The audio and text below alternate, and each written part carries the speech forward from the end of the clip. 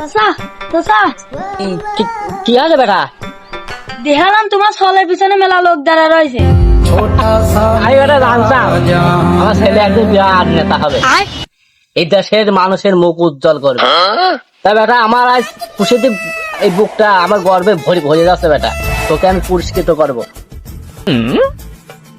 তা কোন দিলি লোকজন কোনে কেমন, আমার ছেলে কোনে কোনে? দেখলাম তোমার ছল নিশ্চমি করতে গিয়ে ধরা খাইছে, পিঠমুড়া করে বাই দিয়ে পিছনে লোকজন দ্বারা হাসতেছে।